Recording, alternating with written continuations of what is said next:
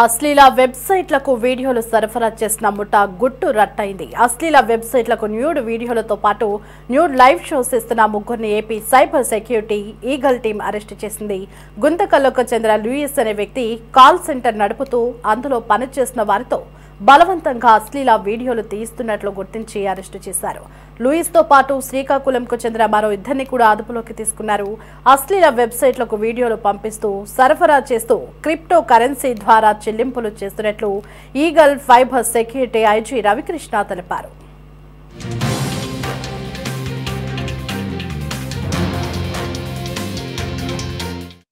పోలీసులు నమ్మదగిన సమాచారం మేరకు ఒక ఎక్స్ హామ్స్టర్ అనే ఒక వెబ్సైట్ ఉంది. దాంట్లో ఎక్స్ హామ్స్టర్ లైవ్ అని కూడా ఉంటుంది. అది సైప్రస్ అనే దేశానికి సంబంధించిన వెబ్సైట్. అది భారతదేశంలోని నిషేధించబడిన వెబ్సైట్. దాంట్లోని లైవ్ కంటెంట్ అంటే అడల్ట్ కంటెంట్ వీళ్ళు ప్రొడ్యూస్ చేయడం, ఆ వెబ్సైట్కి దాన్ని వీళ్ళు సప్లై చేయడం, దాని ద్వారా క్రిప్టో కరెన్సీ ద్వారా నగదు సంపాదించడం. అదేవిధంగా దీంట్లోని మొత్తం ముగ్గురు వ్యక్తులు మేము అరెస్ట్ చేయడం జరిగింది. గణేష్, జ్యోత్స్న అండ్ లూయిస్ అనే వ్యక్తుల్ని.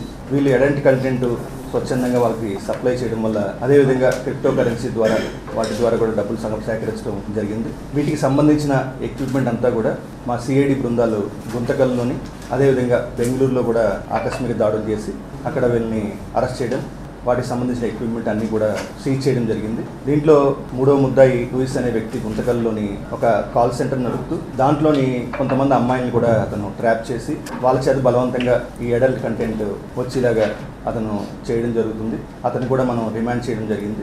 భవిష్యత్తులోని అందరూ కూడా అప్రమత్తంగా ఉండాలి. సైబర్ స్పేస్లో చాలా నేరాలు జరుగుతాయి. సైబర్ స్పేస్లో జరిగే నేరాలని ప్రజలందరూ గమనించాలి. ఎటువంటి నేరాలు మీ దృష్టికి వచ్చినా సరే 1930కి కాల్ చేసి మాకు చెప్పాలి. ఈ 1930 నేషనల్ కాల్ సెంటర్ నెంబర్. అది ప్రతి నెంబర్ కూడా మాకు ల్యాండ్ అవుతుంది. సిఐడిలో కూడా మాకు ప్రత్యేకంగా I4C అని చెప్పేసి ఒక విభాగం ఉంది. ఆ విభాగంలో 24/7 మేము అందుబాటులో ఉంటుంది. మా కాల్ సెంటర్ వర్క్ అవుతుంది.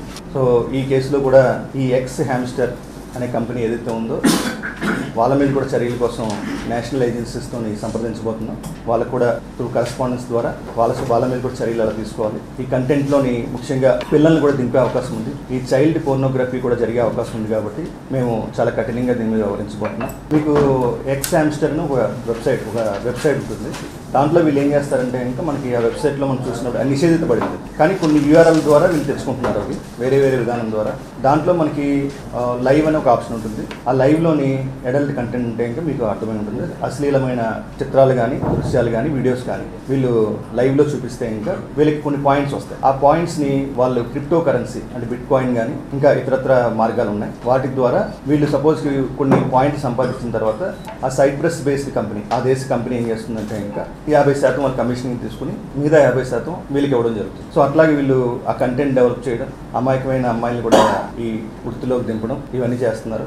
ఈ రెండు ప్లేసుల్లోని గుంతకల్లోని బెంగళూరులో కూడా ఈ ముఠాన్ని మనం బ్రేక్ చేయడం జరిగింది. గత 2 సంవత్సరాల నుంచి వీళ్ళు యాక్టివ్గా చేస్తున్నారు. అంతకుముందు కూడా వీళ్ళకి ఆలోచనలు ఉన్నాయి. సుమారుగా బెంగళూరు సంబంధించిన వాళ్ళు సుమారుగా 16 లక్షలు సంపాదించారని చెప్తున్నారు. కానీ ఇంకా దర్యాప్తు ఇంకా కొనసాగుతుంది కాబట్టి ఇంకా ఎక్కువ అమౌంట్ అయినా సంపాదించారని కూడా మనం వివరాలు సేకరించాలి. అదేవిధంగా గుంతకల్లో లూయిస్ అనే వ్యక్తి సుమారుగా 11 లక్షలు సంపాదించినట్టు తెలుస్తుంది. అంటే కంటెంట్ అంటే ఇంకా లైవ్లో వచ్చిన వాళ్ళు ఆ లైవ్లో కొనుక్కుంటారు. దానికి ఇట్ డిపెండ్స్. వాళ్ళు వారంలోని ఎన్ని గంటలు పని చేస్తారని దాని మీద కంటెంట్ ఉంటుంది. మాకు ముగ్గురు అయితే మనకి కన్ఫర్మ్గా తెలిసింది. ఇంకా ఎక్కువ మంది బాధితులు ఉన్నారు. మనం కనుక్కోవడానికి ప్రయత్నిస్తాం.